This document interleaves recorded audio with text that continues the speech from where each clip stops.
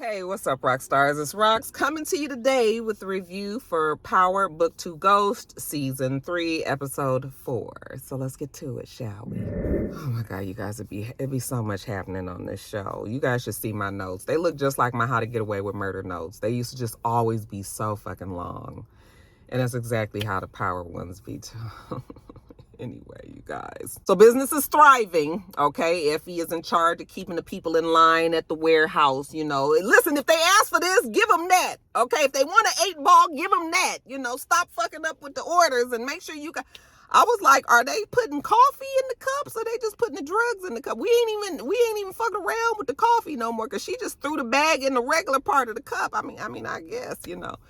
And then they got old boy, you know, going and delivering the coffees. We see Renzo. Renzo is trying to, you know, get back to his wife, you know. And so he takes her, you know, I got a surprise for you, baby. He got her blindfolded. And when he takes the blindfold off, she's standing right in front of a billboard that he's rented for Zeke, okay? And she was just like, oh, look at my baby up there, her golden child. I said, look at Auntie, who knew that this child actually had some compassion, okay? He was like, I love you, baby. And she was just like, I love you too, baby. And I was like, that shit almost sounded genuine. I said, is Auntie coming around? She was so thankful for it, you know. So anyway, while we having this loving, tender moment with the family, then, you know, here come Diane, you know, sorry I'm late, I just clocked out. And Auntie looked at her like, what the hell you doing here? Right when she about to say something to Diane, here come new OD. She was just like, motherfucker, I told your ass to stop harassing me. You were supposed to be suspended. He was like, I am suspended, and now I got all the time in the world to watch you. Renzo was just like, is there a problem? And new OD looked at him and was just like, nigga, you need to shut up unless you want to go back to jail. You got something smart to say to a police officer? No, I didn't think so. New OD was just like, yeah, I'm still investigating Carrie and your baby daddy. Oh, you didn't think I knew about that, did you? So the Tejadas, they all kind of mount up against old new OD, and he know when he outnumbered and everything, so he gonna move on. And Auntie was just like, that motherfucker think I killed Carrie. Everybody was just like, well, what you want us to do about it? Well, nothing for now. Come on, everybody go on in here and let's have a family meeting. Okay, Diane was like, okay, family, well, I'm here. And she was just like, yeah, I said family meeting. Okay, that does not include you. Boy, that Auntie is awful. So inside, they tell her business is booming. They had to hire on new, you know, staff, the Jamaica Arab bros, the Castillos. Like, everybody is working and doing what they need to do. Auntie was just like, oh, no, not the Castillos. Okay, Evelyn think that we killed Frank. They can't be trusted. And they were like, yeah, they don't think that, and they can be trusted, and this is what the plan is. She look over at Renzo like, you with this stupid ass shit? He's like, baby, just listen to Kane. You know, Kane was just like, come on, Pops, we gotta go. And so when they leave, she look over at Drew, and Drew was like, yeah, I don't know what the hell going on with the two of them, but it's been something going on. So Auntie goes to see Davis, and she was just like, new OD thinks that I killed Zeke. And the nigga just showing up at her place all the time, and Davis was just like, okay, Monet, write that down. You know, this is gonna be a part of their harassment claim. She was like, yeah, I ain't got time to be worried about no harassment claim. My family is being harassed now. He was like, let's throw new OD off. Let's feed him some, you know, some other shit, some shit that's wrong. You know, get Diane to talk to him, you know, because she the only one that ain't got a record. She's the cleanest one. You know, he might trust what she has to say. And she was just like, that ungrateful asshole. He was like, y'all beefing actually helps us. And new OD, if he's any investigator, he probably know that y'all ain't getting along like that. So this is going to be the best route. So she was just like, okay. And while she's got him tied up, then we going to break in his house and get the files.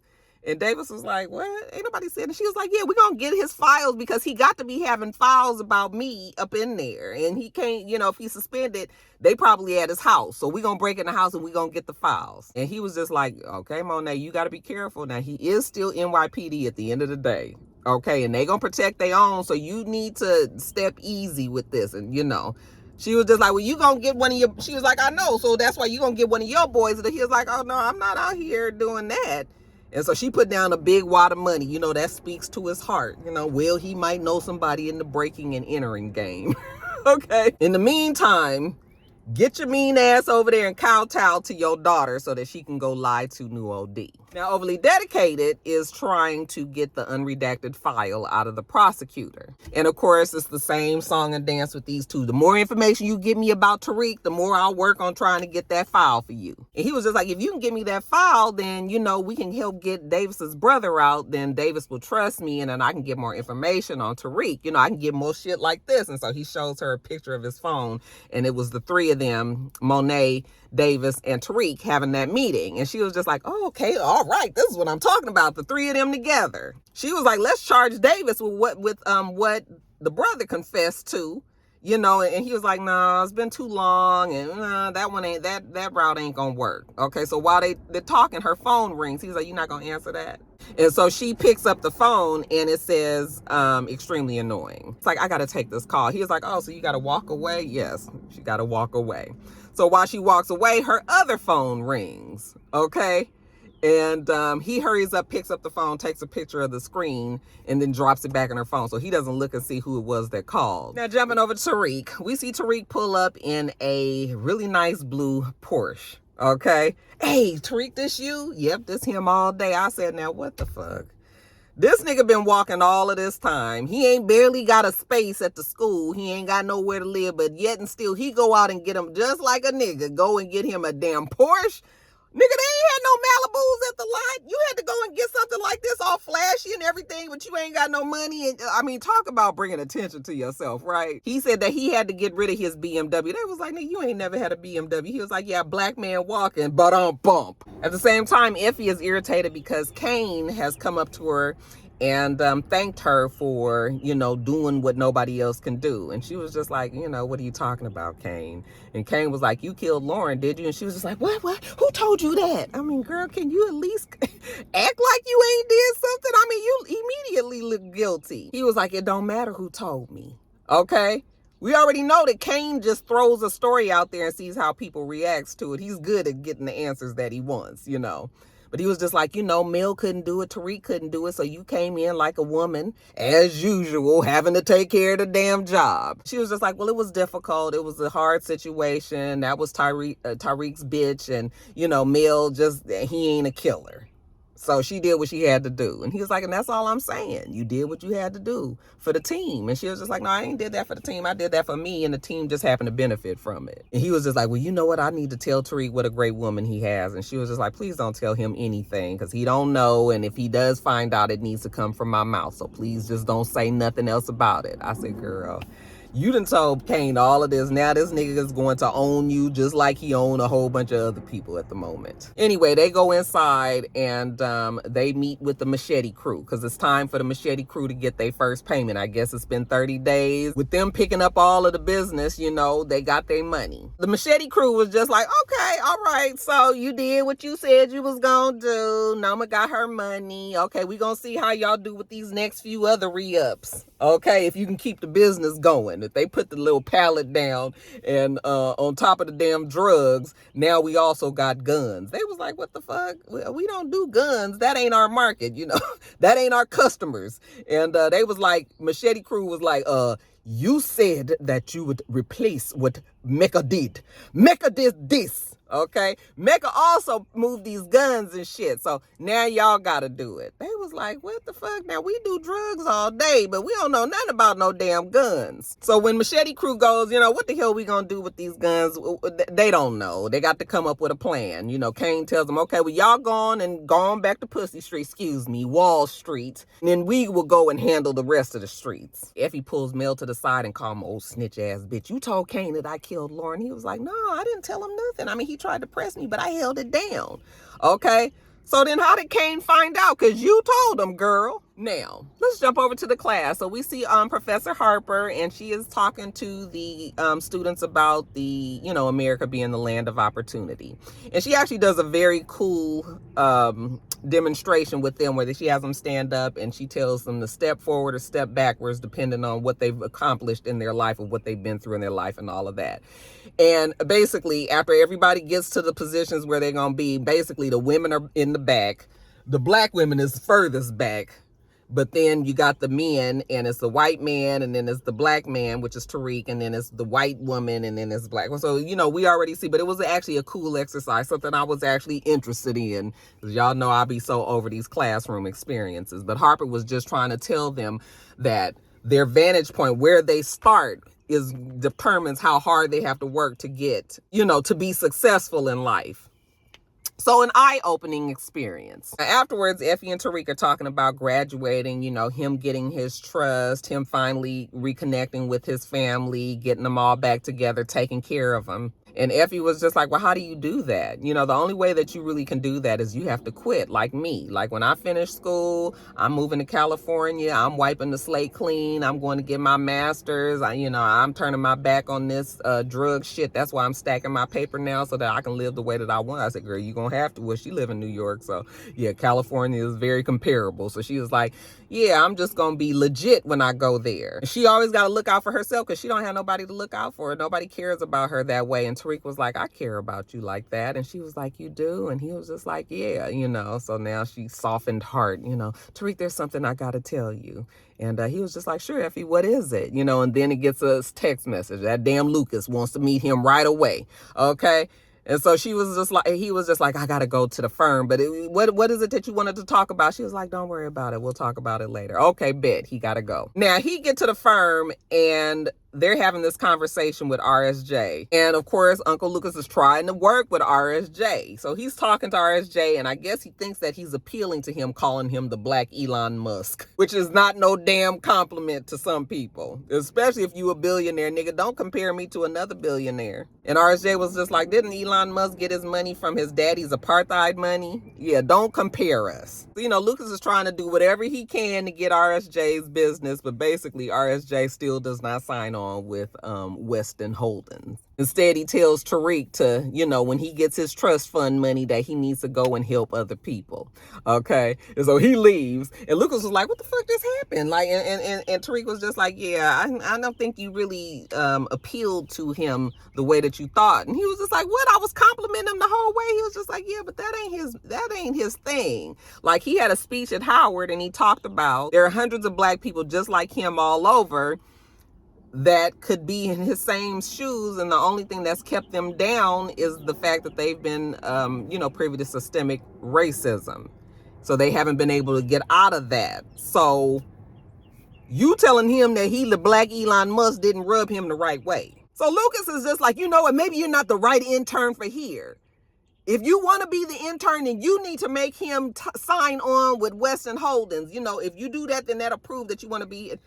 I was just like, what the fuck is going on? You guys them writers is really trying to stretch our imagination. That you expect this boy who is an intern just coming into this business to actually have, this man is a billionaire.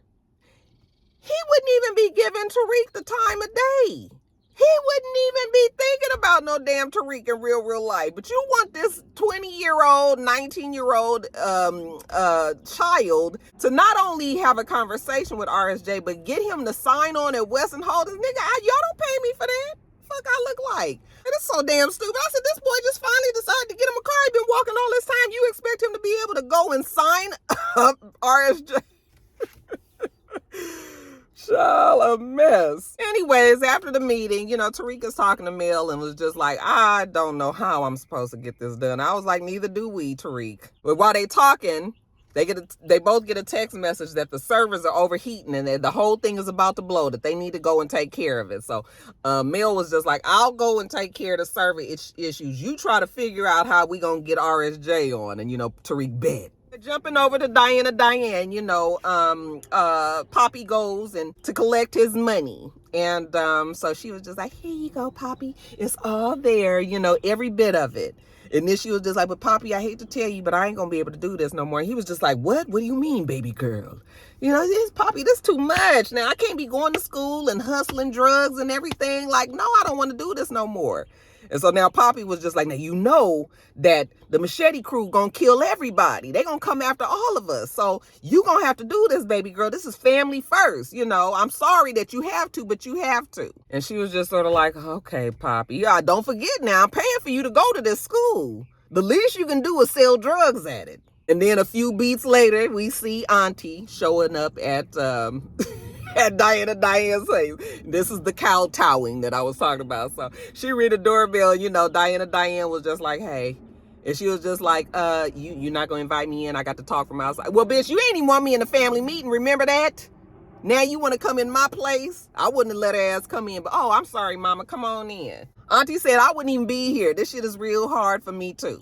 Okay, because you already know I'm a mean ass bitch and I hold grudges forever, but shit got real and I need a favor. And Diane, of course you do, because I was just telling the people at school that you guys just use me for whatever and then get rid of me. And she was just like, no, Diane, like they trying to pin Carrie's deaths on me. And she was just like, well, mama, did you kill Carrie or what? And she was just like, girl, what difference do it make? Are you working for the family or not? Diane said, I've always been for the family. Remember when I got Poppy out of jail? I thought I was doing that for the family and y'all motherfuckers been mad ever since. Diane was like, look, mama, you hurt me, okay? You blamed me for Zeke's death, and that really hurt me. And you know, Auntie, she ain't really good on apology. Girl, my bad. Look, girl, you gonna come and help the family or what? That's all we want to know. And Diane was like, yeah, mama, because contrary to y'all, family always is first with me. Okay, good. Now, jumping over to Drew. Child, that Drew got Castillos over at the penthouse. And I said, now what didn't happen to basketball? I guess basketball said he going to Oklahoma City and fuck you. And Drew, listen, soon as he saw Castillo's tattoo last week, you know what? Then fine, he gonna move on. Castillo's was like, we play cousins. He was like, yeah, but we ain't blood related. We can make this happen. And Castillo's was like, yeah, I don't mix business with pleasure, which is code for we gonna fuck eventually, just not today. Drew's not surprised. Maybe this is best, you know, because his family feel like he always got dick on the brain, and Castillos was just like, yeah, my family too. So Drew starts telling him about these guns that they have and how they don't know how they gonna offload them. And the guy was like, I know this crazy ass white boy. He's a racist. He met him when he was in jail, but he'll get them guns from y'all. Okay, well then maybe this is a thing. So right then, Kane and Poppy walk in, and Kane was like, what the hell going on here? Like, nothing, just business. Okay, so Castillos is about to walk out. Here go Poppy, give Evelyn my love. Poppy just be overkill. Nigga, how many times you gonna tell this woman you love her ass? Okay, so Castillos leaves, and Drew tells them how he got a plan to get rid of these guns, that Castillo just told him about this white guy who wants to buy these guns. The only thing is he's a racist. So they need somebody white to go and sell the guns to him. Okay. And Kane was just like, white boy, huh? Yeah, I got me one of those. Now, Tariq. This will tell you how fucked up everybody is on this show. Tariq's first line of business in order to try to get RSJ to sign is to go find some dirt on him. It's just sort of like, that's your angle to go. This is a damn billionaire. Even if he do have dirt on him, I'm sure he does. There's no way that at your level you would even be privy to knowing what this man is. This is stupid, you guys. It's just stupid. Tariq goes to see Rashad, you know, and trying to get some dirt on him. And Rashad was just like, yeah, he's pretty clean. Like, it's hard to get any information. He was like, you mean to tell me he don't have nothing? Nope. He said, but what he does know is that RSJ likes to test people. You know, he likes to see what they gonna do in certain situations. And, you know, if he's impressed by it, then, you know, you got his business, you know, and obviously if he giving you that kind of time of day, he must want something from you. And Tariq was like, well, what do I have? Okay, this nigga ain't got nothing but the backpack on his back and now a damn blue Porsche. And Rashad was just like, listen, Tariq, figure that shit out. Okay, the game is not to be told, it's to be sold. So just figure out what it is that RSJ wants and then you'll be in. I got shit to do. I got a meeting with Extremely Annoying. And Tariq was like, hold up. What the feds want with you? And he was just like, not sure. But I might be able to remember if you put $500 in my account every week, you know, donating to the Rashad Tate platform.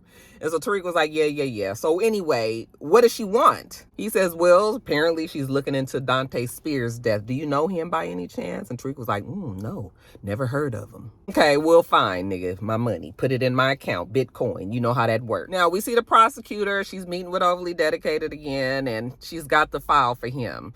Phone rings. She don't want to answer the phone, all of this. And he was just like, are you seeing somebody? And she was just like, first of all, I'm not seeing anybody exclusively.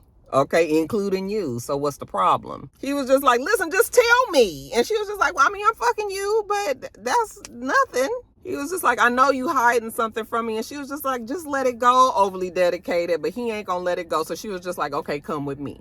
So then she goes and takes him to see Extremely Annoying. And she was just like, oh my God, what is he doing here? The prosecutor was like, honey, I'm tired of trying to hide this shit between the two of you. So now y'all know we all part of the same team, you know, Extremely Annoying. So this is your CI? Yep. And now we all one big crime-fighting family. This piece of shit is not to be trusted. And he was like, this piece of shit could really help all of you guys. So we might as well put the bullshit behind us. So yeah, now that Extremely Annoying and Overly Dedicated know that they're working together again, you know, that's that. Prosecutor gets a text message. She looks at it real quick. It's a number that's not locked in, but it just says, hello. And I'm sure that that's Lauren. So she just looks at it and puts her phone away real quick because, of course, she's there with them. But afterwards, she goes to see Lauren. Lauren, you going to have to stop texting me and calling me and all that. Lauren was just like, what the hell you want me to do? You done left me here. I ain't got no Wi-Fi. I ain't got no phones. I can't call nobody. I can't talk to nobody. It's just like, I'm going crazy. And she was just like, well, if you don't like it, then leave. And she was like, well, you know I can't leave. Okay, well, quit talking to me about it then. Shit. She don't understand why she locked up and she the good guy. I said, girl, I done told you, we trying to keep you alive. Damn. Lauren just wants her life back. Okay, girl, well, then maybe you can help me with this. So she starts showing her pictures. Okay. Who is this? Who is this? Who is this? She was like, okay, that's Zeke's auntie. I remember her coming up to the school to talk to Tariq. And she was just like, oh, you did? Okay, so they did talk. And she was just like, yeah. And Tariq was nervous. You know, she could kind of tell that she was ordering him around. And this is Diane. And I remember seeing her up on top of the roof of one of the buildings at Stansfield. Okay. And then she's, oh my goodness. Tejada, did you see Kane too? Nope, not Kane. Just Diane, and auntie. I was just like, this is so ridiculous that they would leave that thing up at the top of that building. I thought that male had told everybody, but apparently he did not.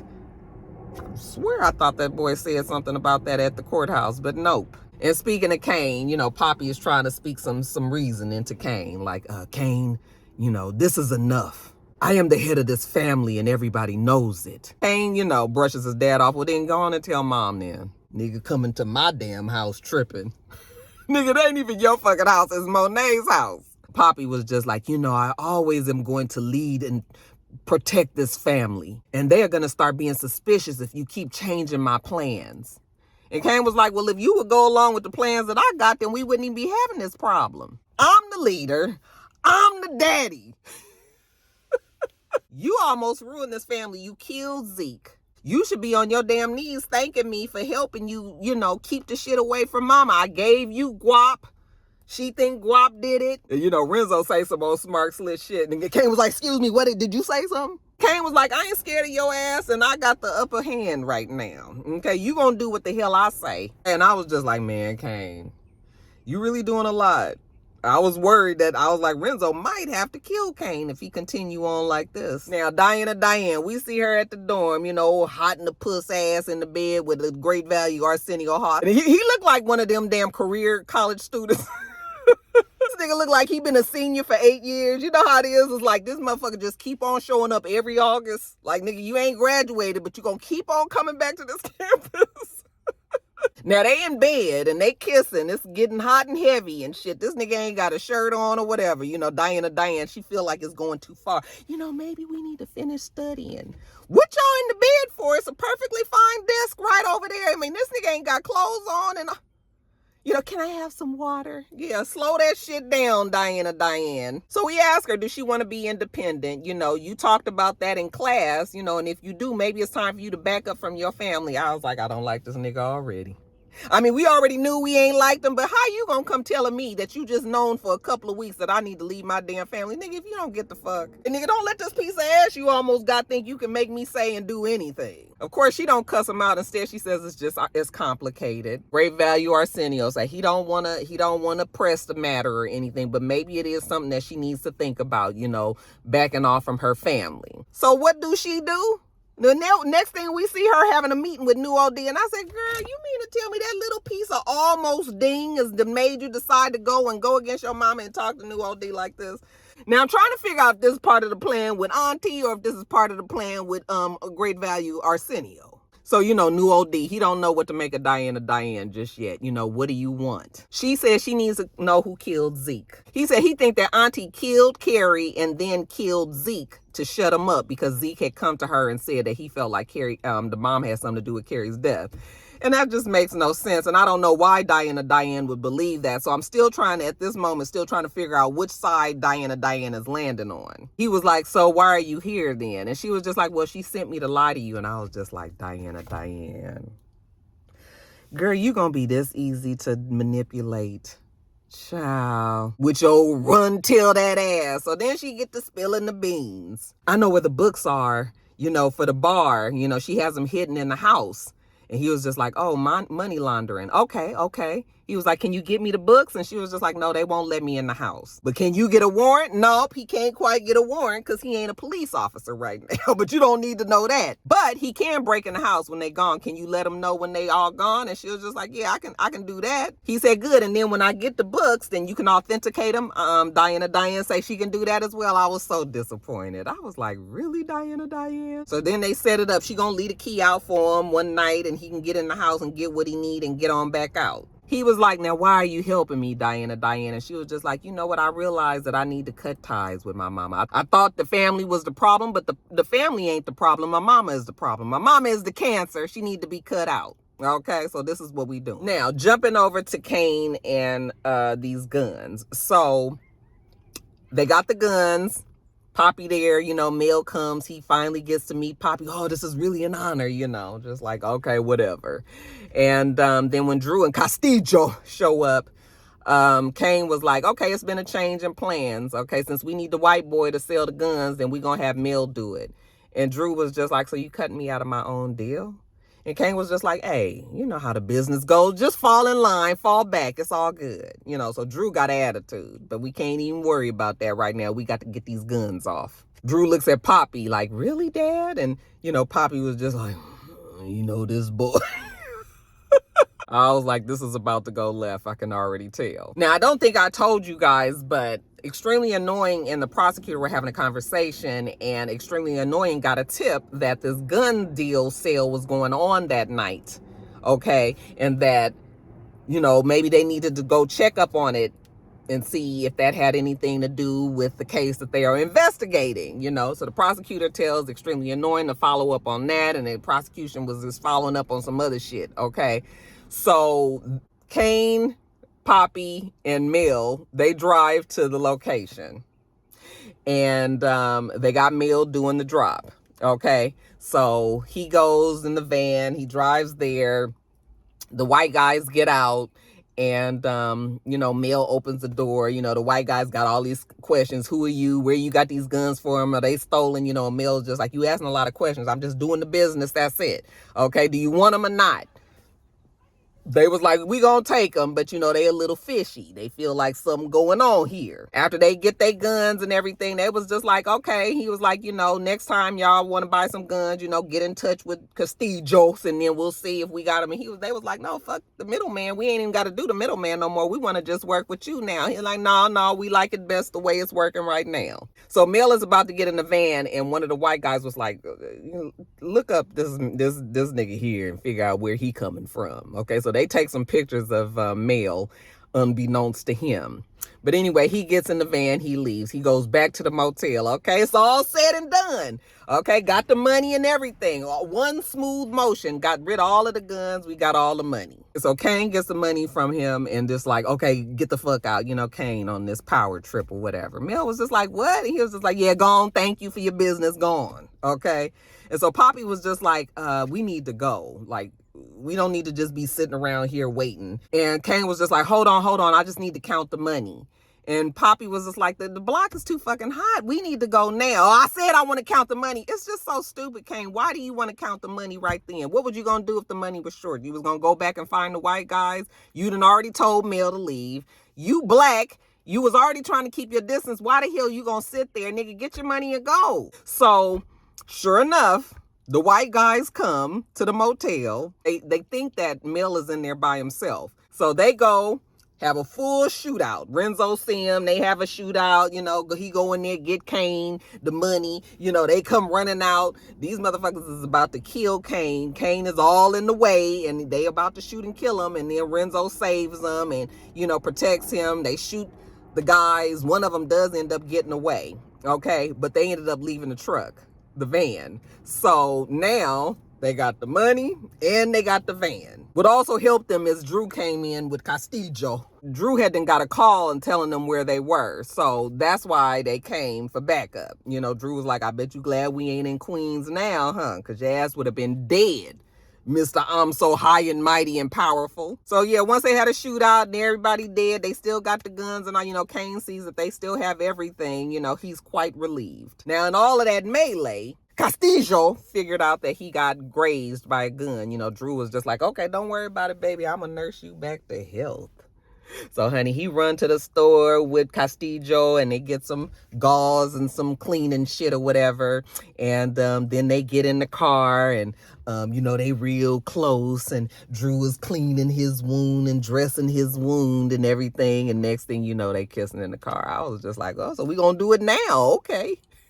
At the same time, Kane is talking to Poppy, you know, why did you tell Drew and Gordo where we were? Renzo was just like, look, I'm not new to this. I'm true to this. Okay. I already know how shit go down. You always need to have some damn backup. Kane was like, well, we do got the money for Noma. More than enough.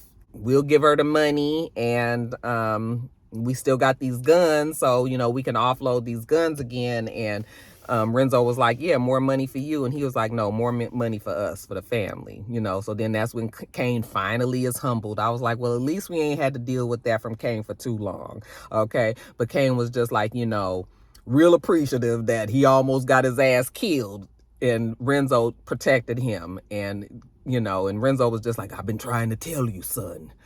I'm always going to protect my family, good or bad, right or wrong. I am the leader of this family. You're my firstborn son. And Kane was just like, yeah, family's first. Yeah, Renzo was like, I've been trying to tell you, it's always family first. So anyway, Kane was feeling bad about how he treated his dad. You know, I ain't on that no more. You know, my bad. I was tripping.